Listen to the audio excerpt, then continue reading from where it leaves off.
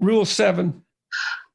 Work as hard as you possibly can on at least one thing and see what happens. I love this. It's beautiful. It's so playful. It's got the feeling of a child's fairy tale, but one that's not speaking down to children.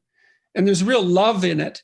And it's very frequently the case that mentoring relationships, apprenticeship relationships, have that love in them. This shoemaker is teaching this young boy to a craft that will enable him to do something productive, but also enable him to live, to provide him with a living.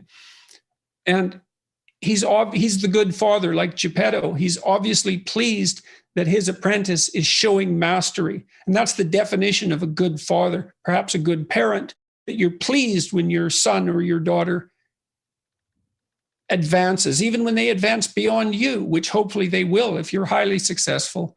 There's a lot of love in this illustration as far as I'm concerned. Yeah, I've tried to appeal to you. If you look at the old guy, he's a young character. Ah. I can't believe you haven't noticed. The list of things that I haven't noticed would fill many, many books. That's so smart. That's so smart. He's a lovely character, this guy. And the room that you've portrayed there it's a place of productive activity. It's inviting, and you made it theatrical again with the with the fabric along the top. Yeah. And so it's like we're looking into a private moment. Exactly. And the fact that it's theatrical. So tell me, so this you've done this with a number of images. What possessed you to do that? My experience, my own experience, I suppose. I've had that with my grandmother. Why making it theatrical? Theatrical, yes, and so overtly. It's perfectly appropriate, especially given the tenor of the book.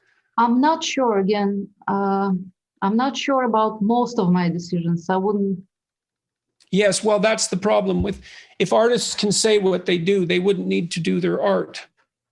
I suppose so. I don't know. That's left to other people often.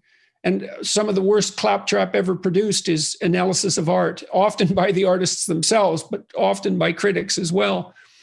Well, you open up the curtains on a scene. And to open up the curtains on a scene is to indicate that this scene is of importance, because otherwise, why put it on the stage? Why open the curtains? Why say that this is here for your consideration?